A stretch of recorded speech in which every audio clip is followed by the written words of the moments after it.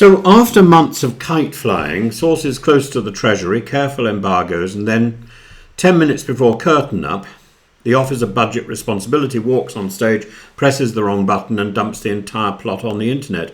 This was not so much a budget as a box set where someone had tweeted the final episode just as you turn on the television. So what did Rachel Reeves actually do today? Was it any good?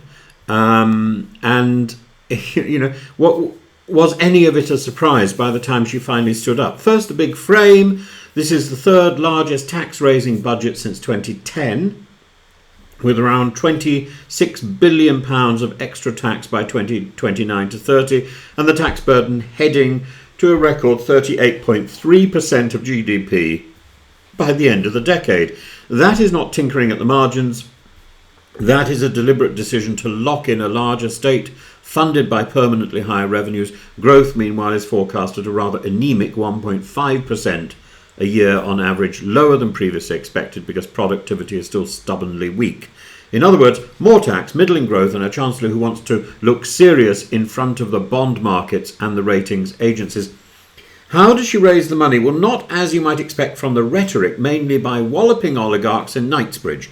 The real engine is fiscal drag, the freezing of income tax and national insurance thresholds until 2030 to 31. That is forecast to pull roughly 780,000 more people into basic rate of tax and 920,000 into higher rate, raising about £8 billion a year by the end of the decade. This is the tax equivalent of leaving the thermostat where it is and slowly turning up the radiators under people's feet. She insists she's not broken the manifesto because rates are unchanged. Voters may be forgiven for feeling that having your pockets picked by stealth is not obviously better than having them picked in daylight. Alongside that comes the fairness measures, a mansion tax in all but name, the high-value council tax surcharge on homes over £2 million will charge between £2,500 and £7,500 a year from 2028, raising a few hundred million and hitting under 1% of properties. Dividends, savings and property income all go up by 2 percentage points, narrowing the gap between a landlord living off rents and a tenant paying PAYE. Salary sacrifice pension contributions above £2,000 a year will attract national insurance from 2029, raising several billion by the early 2030s. You can see the political story she wants to tell. We are asking those with the broadest shoulders to carry a bit more. There is some truth in that. The mansion tax, the squeeze on unearned income, the clampdown on salary sacrifice schemes used by the comfortably off. But it is also true that the single largest pot comes from freezing thresholds that hit teachers, nurses, middle-ranking civil servants in the Midlands just as surely as bankers in Mayfair. The Institute for Fiscal Studies and others are already pointing out that younger and middling earners will be dragged into higher bands much sooner in their careers, with all the perverse incentives that creates. Then there are the behavioural taxes. Electric vehicle drivers will pay 3p per mile from 2028, a quiet admission that the Treasury has finally noticed petrol duty is dying and would like motorists' money back. Remote gambling duty leaps from 21 to 40% and online betting tax from 15 to 25%, raising more than $1 billion a year by 2031, while bingo gets a reprieve and its duty is abolished. Sugar taxes are extended to grab pre-packaged milkshakes and syrupy lattes. If you are the sort of person who sits at home doom-scrolling betting apps while sipping a caramel frappe and feeling virtuous about your electric SUV, this is not your day. On the cost of living side, Reeves was determined to have some good news to wave at the cameras. There's a £150 cut in the average energy bill next year, funded by scrapping the eco scheme and shifting other green levies off bills and on to general taxation. The national living wage rises 4.1% to £12.71, with sharper increases for younger workers narrowing the gap. Rail fares are frozen for a year for the first time in 3 decades, and fuel duty is held down for another spell before a gradual unwind. These are the bits she will point to and say, look, I kept my promise on the cost of living. Social policy is where the budget has its single morally unambiguous moment.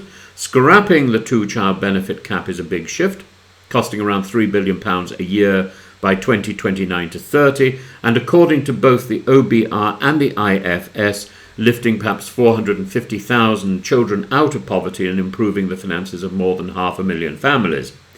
It is rare in fiscal policy that you can say with some confidence this measure will mathematically make hundreds of thousands of children less poor. That is the jewel in the crown of an otherwise rather grey document, and she knows it. So, was it what we expected? Broadly, yes, and then some.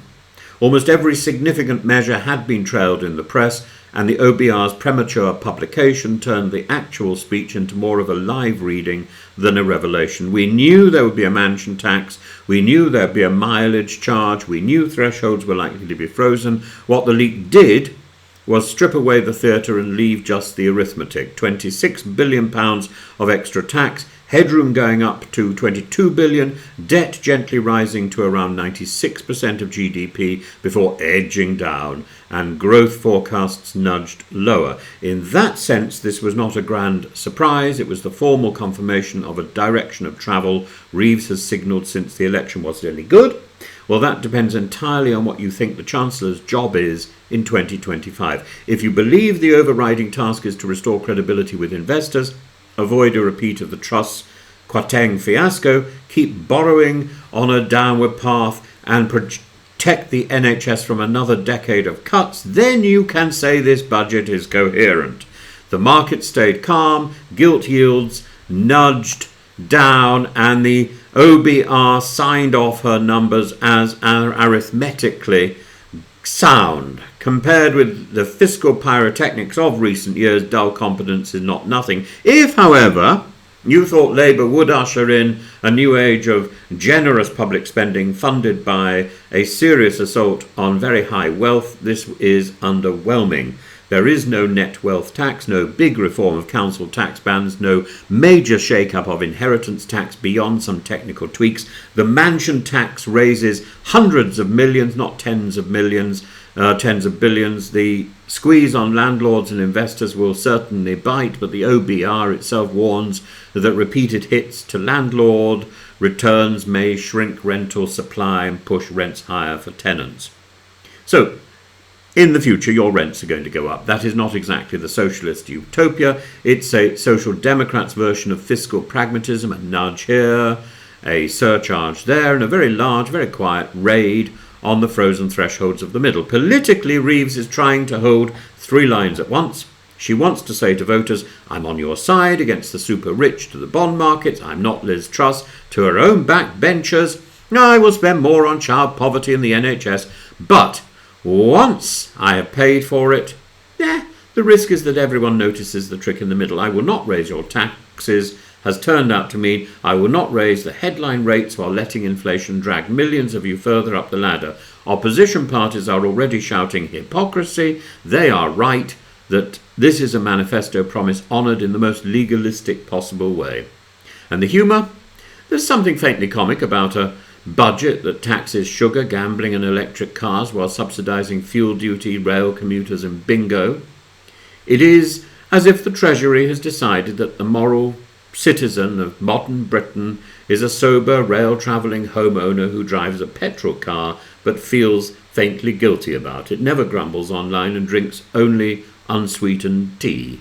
Everyone else is to be nudged, squeezed or gently charged per mile until they behave better. So what was in it? A lot of tax, a few carefully chosen goodies, and one very significant step on child poverty. Was it any good? Technically competent, morally mixed, politically quite risky once the stealth taxes fully bite. Was it expected by the time the OBR had finished its accidental striptease this afternoon? Absolutely. The only genuine surprise is that in an era addicted to drama, the most audacious move of all may be a chancellor who is determined to be boring while quietly taking more of your money than any of her predecessors.